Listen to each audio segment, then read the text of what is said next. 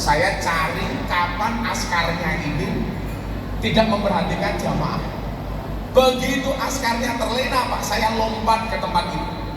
Langsung askarnya marah-marah, haram, haram, haram, tidak, tidak. Bagaimana cara menghindari kemarahan polisi? Gampang, langsung sholat. Begitu Allahu Akbar, polisi gak berani ngusir. Kan gak mungkin Pak orang sholat diusir. Allahu Akbar, langsung saya bisa sholat 2 rakaat. Selesai 2 rakaat Pak, kepala ini pundak saya langsung dipegang. Pergi kamu. Nah, saya kembali bersandar di tempat itu.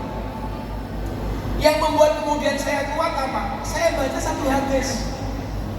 Idamul jaza ma'a idamil bala. Besarnya pahala itu tergantung besarnya cobaan. Itu artinya apa? Kalau kita banyak cobaan, berarti Allah akan memberikan banyak pahala kepada kita. Buktinya apa? Hadisnya dilanjutkan, wa innallaha idza ahabba qauman ibtalahum. Karena sesungguhnya Allah itu ketika mencintai seorang hamba, mencintai seorang kaum, ibtalahum, Allah mengujinya. Haji Her, di dunia ini yang gak pernah dapat ujian berat dari Allah cuma satu. Siapa? Fir'aun. Fir'aun itu seneng terus, gak pernah susah. Punya uang terus, gak pernah punya utang. Itu artinya kalau Haji Herdi walaupun kaya, dia masih punya utang lumrah.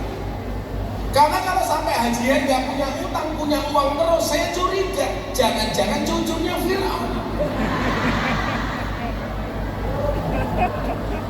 Makanya beliau juga sama saya, nah, kita juga susah kadang-kadang Gus. Kenapa Ji?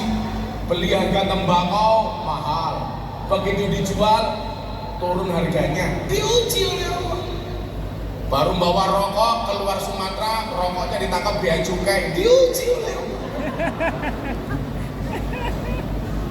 Gak mungkin enggak. Wa innallaha idza ahabba qauman ibtalahum. Sesungguhnya Allah itu ketika mencintai sebuah kaum, ibtalahum, Allah akan mengujinya. Makanya pesan saya satu deh, kita nggak usah membanding-bandingkan.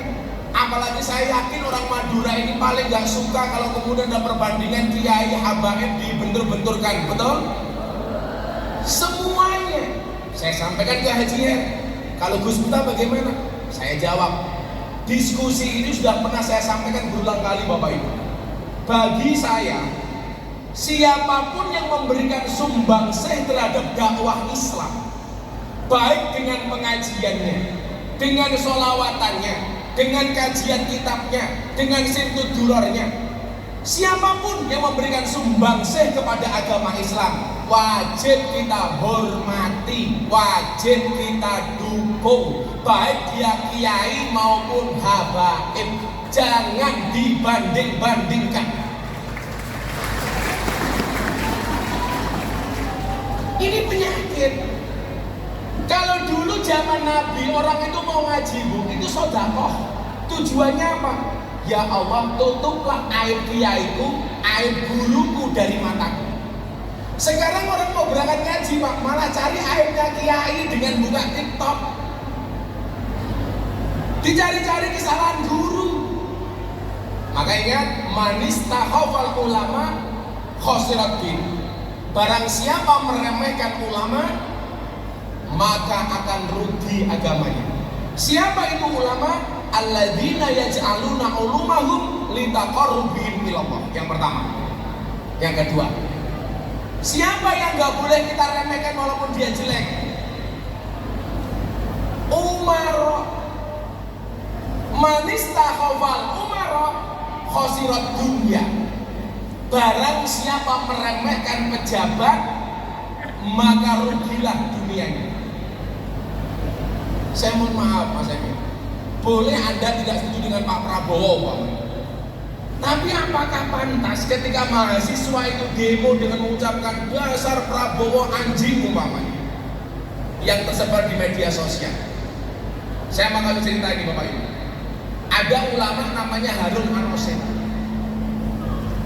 Ulama Harun Ar-Rasyid ini hidup di zaman Abu Nawas.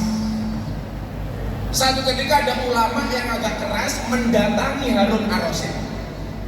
Dia mengatakan apa? Ini nasihun lak. Saya ingin menasihati Anda. Fa musaddidun alaika. Tapi mohon maaf, nasihat saya ini agak keras. Fala tajidanna fi nafsika alayya sayyan. Tolong Anda jangan marah dengan saya. Apa jawaban Harun ar-Rasyid? Inna Allah Ta'ala qad arsala man huwa khairu minka ila man huwa syarru minka. Sesungguhnya Allah pernah mengutus orang yang lebih hebat dibandingkan Anda, yang lebih baik dibandingkan Anda. Siapa? Harun dan Musa. Ila man huwa syarru minni, kepada orang yang lebih jelek dibandingkan saya. Siapa? Fir'aun. Apa kata Allah kepada Harun dan Musa?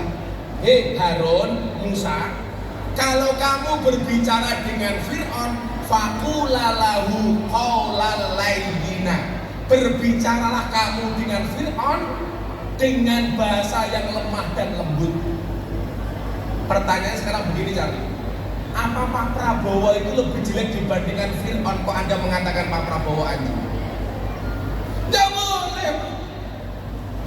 Saya mengatakan begini bukan karena saya pendukung Pak Prabowo, tapi sebagai warga negara. Dan jujur saja, Pak Prabowo itu sangat cinta dengan muslimat. Buktinya kemarin Harlah Muslimat, yang paling mendapatkan pujian adalah muslimat. Kita nggak boleh Pak, faqulalahu qawlan layyin. Jadi kalau Anda nggak setuju dengan Pak Emil, boleh nggak Pak Emil dikritik? Boleh. Tapi apa? Watawasau bil haq, watawasau bis sabr. Kalau kita nggak setuju dengan Pak Bupati, boleh nggak dikritik? Boleh. Tapi dengan cara yang baik. Ini penyakit sekarang Pak. Menyerang presiden, menyerang gubernur, menyerang bupati, bukan kebijakannya, tapi personalitinya, tapi kepribadiannya. Ini termasuk orang yang manis takhafal umara khosirat dunia. Orang yang meremehkan pejabat, meremehkan umara, maka akan rusak dunia. Makanya kalau saya sederhana, orang membuat petisi pengunduran diri Gus Miftah, saya jawab sama Haji ini malah paling seneng kalau saya nggak jadi pejabat. Saya malah diminta, udahlah nggak usah jadi pejabat Gus. Terus ngapain Ji? Sama saya aja ngurusin rokok. Malah Haji ini pengen saya kantornya bukan di Istana Negara Pak, tapi di bawah Mas Group. Jadi pinter. Saya jadi anak buahnya Haji Her. Haji Her bilang sama saya, udah Gus Miftah nggak usah jadi pejabat, kerja di bawah Mas saja. Gus minta gaji berapa? Gimana coba Pak? Saya itu sebenarnya pengen sering-sering ke Madura, tapi celakanya teman-teman saya di Madura yang Gus-Gus itu rata-rata istrinya banyak. Jadi kalau saya ke Madura, istri saya cemburu. Jangan-jangan ikut-ikutan. Padahal saya nanya sama Haji Er, bagaimana caranya supaya saya bisa bicara bahasa Madura? Gampang Gus, caranya bagaimana? Nikah dengan cewek Madura.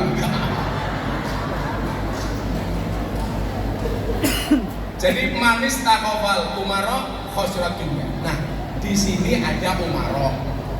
Sebelum Mas Charlie nyanyi, sebelum saya tutup, kita minta umara kita Pak Emil Dardak untuk sambutan. Tepuk tangan untuk Pak Emil.